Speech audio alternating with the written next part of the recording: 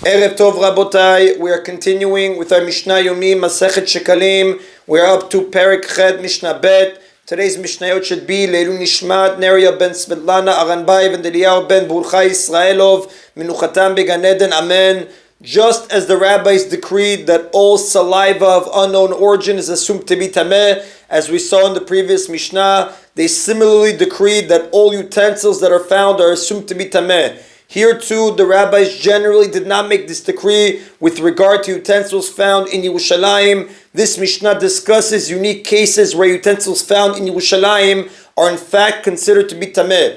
The Mishnah begins, Kol hakelim hanimtzaim b'Yerushalayim, all utensils found in Yerushalayim, derech rida lebet hatfilah, on the path leading down toward the mikvah, in which tameh objects are immersed to be purified, tme'in, they are presumed to be tameh, for we assume that they were dropped while being brought to the mikveh to be immersed, so that they never became ta'ol. Derech aliyah, but if they were found on the path leading up from the mikveh te'orin, they are presumed to be ta'ol, for we assume that they were dropped after they were immersed and were being brought back from the mikveh. Shelo b'derech yiridatan aliyatan.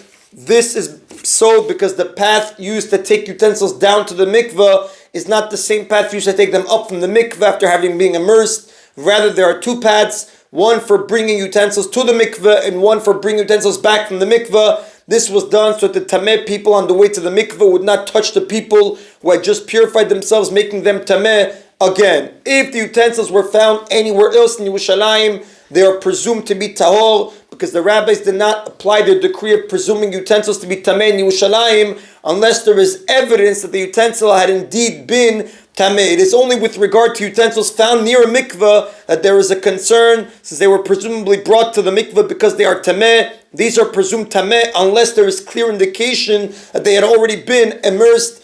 Divrei Bimeir, these are the words of Rabbi Meir. Rabbi Yossi says, Kulan teorin, all utensils found in Yerushalayim are assumed to be tahor, even those found along the path leading down to the mikveh. Although the utensils were found on the path leading to the mikveh, it is possible that a person bringing utensils to be immersed dropped some tahor utensils that he happened to have with him, chutz min asal, except for a basket, v'magrefa, a rake, v'meritza, and a spade, hamyuchadim nikvarot, that are designated for digging graves and other related activities. The basket is used for transporting bones, the shovel for collecting bones spread out over a large area, and the spade for digging graves.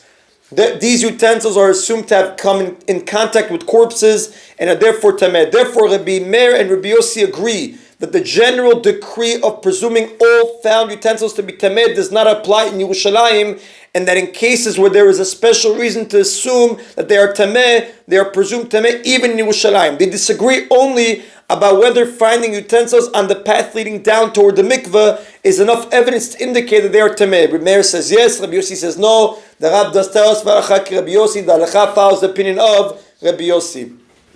That is in Rabotai Mishnah Bet. Mishnah Gimel now continues. As we learned in the previous Mishnah, the rule of assuming that any found utensils are tameh does not apply to most utensils found in Yerushalayim. However, this is true only if one wishes to use the utensil for regular, non-consecrated food or beverages. But with regard to consecrated purposes, we must presume that even utensils found in Yerushalayim are tameh, as the Rav explains. This Mishnah discusses cases where the usual rule of presuming found utensils tameh does not apply. Sakin shenimtzet barba'asar, if a slaughtering knife was found on the 14th of Nisan, the day on which the Pesach offering is slaughtered, and its status is unknown, shochet bah miyad, one may slaughter his Pesach offering with it immediately, even without immersing it first. It was likely, the commentators explained, that the knife's owner was planning on using his knife to slaughter his Pesach offering.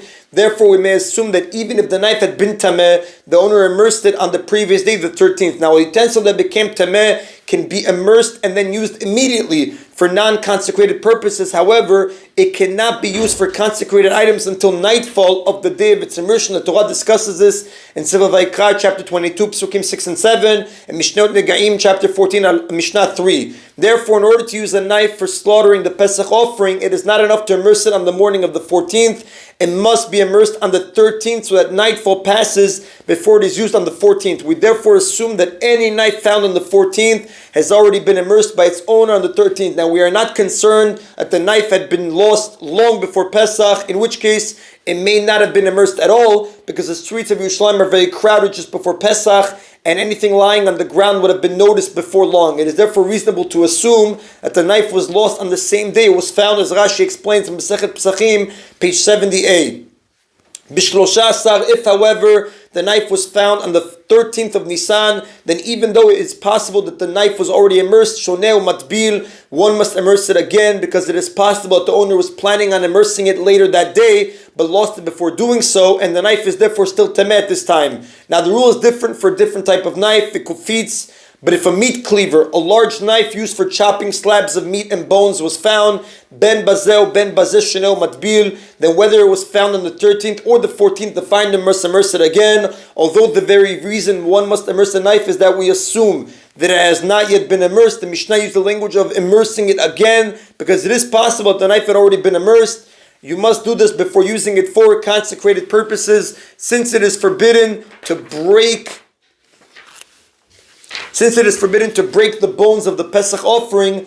Meat cleavers are generally not used for the meat of that offering. We therefore cannot assume that the cleaver was immersed in preparation for the 14th, and although other offerings are brought on the 15th for which the cleaver will possibly be used, since it could be immersed later on the 14th to prepare for the 15th, we cannot assume when it was found on the 14th that it had already been immersed. Now, under certain circumstances, even a meat cleaver has the same status as a knife. If the 14th of Nisan falls on Shabbat and a cleaver was found on the 14th, shochet bah miyad, and the finder may use it immediately to slaughter the Pesach offering, which is slaughtered even on Shabbat, as we learned in chapter 5, Mishnah 1 of Masechet Pesachim. Since a cleaver will be needed for the Chagigah offering that will be brought on Sunday, because we know one of the special offerings brought on each of the 3 pilgrimage festivals is the Chagigah offering. The meat of the Chagigah is eaten by its owners. Now, although this offering can be brought on any of the 7 days of the festival, it is ideally offered on the first day, as the Mishnah speaks about in Masechet Chagigah, chapter 1, Mishnah 6. Therefore, we can assume that the owner of the knife immersed it with the intention of using it for the meat of the Chagigah offering. And since it is forbidden to immerse utensils on Shabbat, we know immersing utensils on Shabbat or a Yom Tov is forbidden because it is considered like fixing something. The Mishnah discusses in Masechet Betzah, chapter 2, Mishnah 2. We assume that the cleaver was already immersed on Friday, so as to prepare it for use on Sunday. Similarly, if it was found on the 15th, the finder may use it immediately to slaughter his offering, for we can assume it was immersed before Yom Tov. Another case where a cleaver has the same status as a knife, if a meat cleaver was found tied to a knife, then it has the same status as the knife, and therefore if the 2 utensils were found tied to each other on the 14th, they may both be used immediately without immersion. Since the knife is assumed to have been immersed and the cleaver is tied to it, we can assume that whatever happened to the knife happened to the cleaver. And that is the Rabotai of today's Mishnah Yomi. Baruch Adonai Leolam. Amen v'amen.